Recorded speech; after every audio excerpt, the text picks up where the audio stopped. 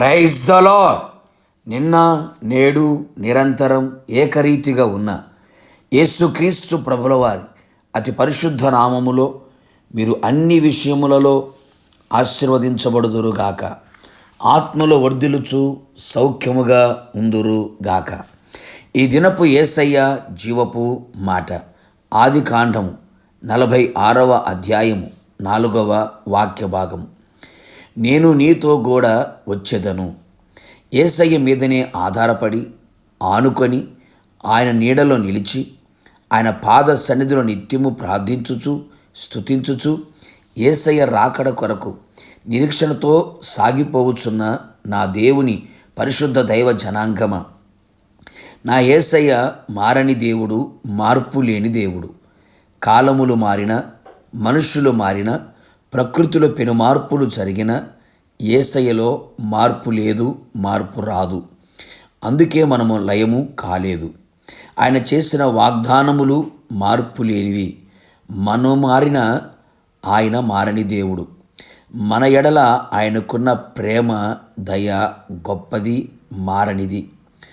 మనలను ఆయన ఎంతో ప్రేమించి ఉన్నాడు. అందుకే నీతో కూడా రావాలి అని ఆశిస్తూ ఉన్నాడు.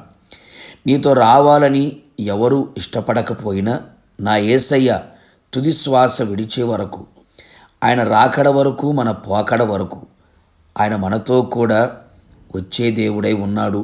నీతో కూడా ఉండే దేవుడై ఉన్నాడు. ఎంత గొప్ప దేవుడు కదా! యేసయ్యకే స్తోత్రము కలుగును గాక. ఆయనకు కృతజ్ఞులమై ఉందుము గాక. ఈ అపాయకరమైన చెడు దినములలో, దుర్దినములలో, అపవాది ఆగడములకు అంతులేని ఈ దినములలో మనతో కూడా ఆయన రావాలి, ఆయన ఉండాలి. ఆయన తోడు మనకుంటే అంతే చాలు కదా. ఆయన మన ముందు ఉంటే మనకు భయమే లేదు కదా.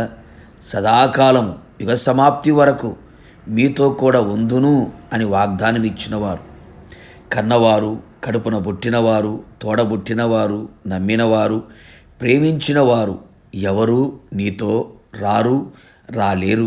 అంతము వరకు ఉండరు, ఉండబోరు. ఏదొక రోజున, ఏదొక సమయములో నీకు దూరమైపోతారు. ఈ లోకాన్ని విడిచిపెట్టి వెళ్ళిపోతారు. భయపడకు దేవుని బిడ్డ, నీతో కూడా వచ్చువాడు నీ దేవుడైన యేసయ్య. ఆయన సర్వశక్తి గల దేవుడై ఉన్నాడు. నిన్ను విడువడు, ఎన్నడూ ఎడబాయడు. నీ శ్రమలలో, నీ శోధనలలో, నీ ఇరుకు ఇక్కట్లలో, నీ వ్యాధి బాధలలో, నీ కష్టాలు, నీ కన్నీలలో, నీ ఒంటరితనములో, ప్రతి పరిస్థితిలో నీతో కూడా ఆయన ఉండును.